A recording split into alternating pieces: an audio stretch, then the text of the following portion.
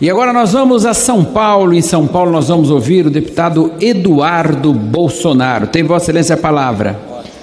Senhor presidente, prezado colega deputado Gilberto Nascimento, Pompeu de Matos, deputados que engrandecem essa casa. Recentemente o Lula, após aí quase 2 anos de mandato, 1 ano e meio de mandato, fez finalmente a 5ª reunião ministerial. Mas tem hora dá para entender, para reunir 38 ministros, deve ser muito complicado. Ele poderia perfeitamente nessa reunião tratar de temas que atingem diretamente a sociedade brasileira, prezada Silvia Wayampi, como por exemplo o recorde na morte de índios Yanomamis, que eu vi muito artistas chorando, cantando Salve Amazônia, temos que salvar os índios do genocídio, e agora estão quietos.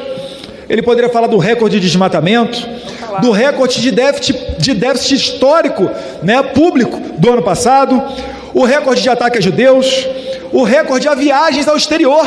Primeiro ano dele, ele passou 2 meses fora, praticamente ao custo de R$1 milhão por dia, custa o Lula fora do Brasil.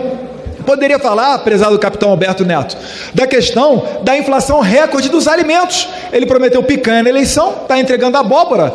E aí, como é que vai ficar, Lula? Isso é o que interessa ao povo brasileiro. Mas ele preferiu fazer palanque, televisionou a reunião ministerial, talvez aí inspirado no Bolsonaro, que fazia as reuniões às portas fechadas para tratar de liberdade, do direito de ir e vir da população. Lula quis copiar de Bolsonaro e a pauta foi justamente Bolsonaro. Sem Bolsonaro, Lula não vive. E ele acaba enfiando os pés pelas mãos porque ele está cego de ódio contra Bolsonaro. E ele acabou por inocentar o presidente Bolsonaro.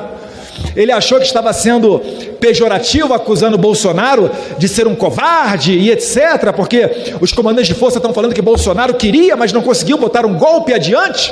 Bem, a gente sabe que não teve nada disso, mas na cabeça do Lula, ele acabou de falar que o Bolsonaro não foi adiante por falta de coragem, ou seja, ele nem começou os atos executórios de um pretenso golpe, que até agora o que está se falando é sobre estado de defesa e estado de sítio, que estão na Constituição.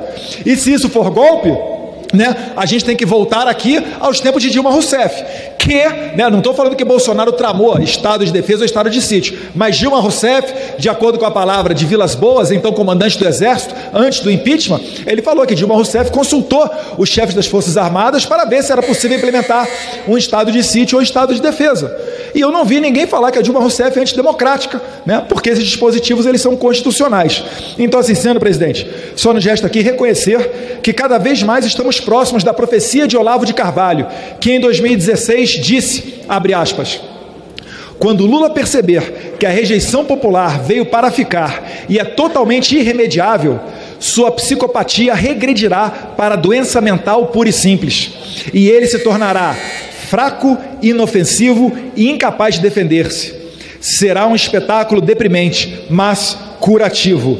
Então, dessa maneira, presidente, eu só tenho a agradecer ao Lula por ele próprio, da boca dele, ter inocentado o Bolsonaro de qualquer tentativa de golpe. É impossível que a gente pense que o presidente esperou sair da presidência da República quando não mais tivesse controle sobre as Forças Armadas e a partir dali tentasse fazer um golpe com senhoras e pessoas de verde e amarelo sem nenhuma arma, que é justamente isso, finalizando, presidente, que aconteceu em 8 de janeiro.